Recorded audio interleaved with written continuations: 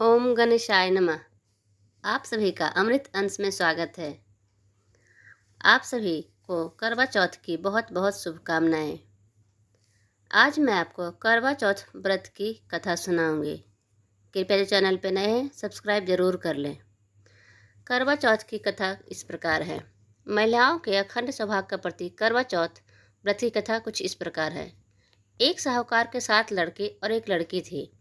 एक बार कार्तिक मास की कृष्ण पक्ष में की चतुर्थी तिथि को जेठानी सहित उनकी 7 बहुएं और उनकी बेटी ने भी करवा चौथ का व्रत रखा। रात्रि के समय जब साहूकार के सभी लड़के भोजन करने बैठे तो उन्होंने अपनी बहन से भी भोजन कर लेने के लिए कहा। इस पर बहन ने कहा, भाई अभी चांद नहीं निकला है, चांद के निकलने पर उसे अर्घ्य देकर ही मैं आज भोजन करूंगी। साहूकार के बेटे ने अपनी बहन से बहुत प्यार करते थे। उन्हें अपनी बहन को भूख से व्याकुल चेहरा देख बेहद दुख हुआ। साहूकार के बेटे नगर के बाहर चले गए और वहां पर एक पेड़ पर चढ़कर अग्नि जला दी। घर वापस आकर उन्होंने अपनी बहन से कहा, देखो बहन, चांद निकल आया है, अब तुम उन्हें अर्घ देकर भोजन ग्रहण कर लो। साहूकार की बेटी ने अपनी भाभियों से कहा, देखो चांद निकल आया है, तुम लोग भी अर्घ देकर भोजन कर लो। ननद की बात सुनकर भाभियों ने कहा, बहन अभी चांद नहीं निकला, तुम्हारे भाई धोखे से अग्नि जलाकर उनके प्रकाश से चांद के रूप में तुम्हें दिखा रहे हैं। साहूकार की बेटी अपनी भाभियों की बात को अनसुनी करते हुए भाइयों द्वारा दिखाए गए चांद को अर्घ देकर भोजन कर लिया। इस प्रकार करवा चौथ का व्रत भंग करने के कारण विघ्नहर्ता भगवान श्री गणेश साहूकार की लड़की पर अप्रसन्न हो गए।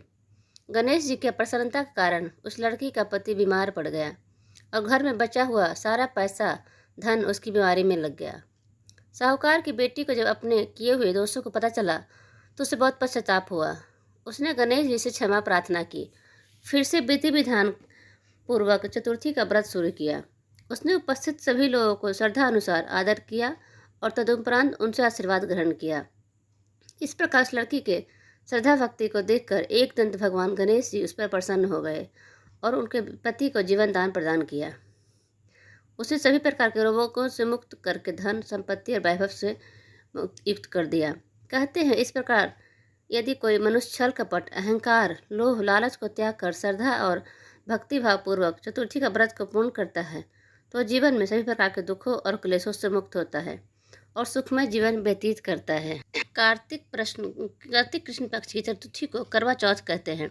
इसमें श्री गणेश भगवान जी की पूजन करके उन्हें पूजन दान से प्रसन्न किया जाता है।